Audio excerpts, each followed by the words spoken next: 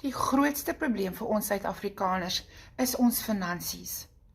Ons werk 2, 3, 4 werke om net by te kom. Dis hoekom ek die digital marketing begin het in 2024.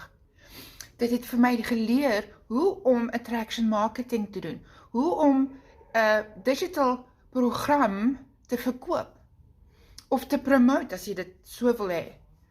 Dit leer jou stap vir stap. Dit hou jou hand vas dat jy verseker is, daar is altyd iemand saam met jou wat jy kan vra as jy nie weet wat aangaan nie, wat jou kan help.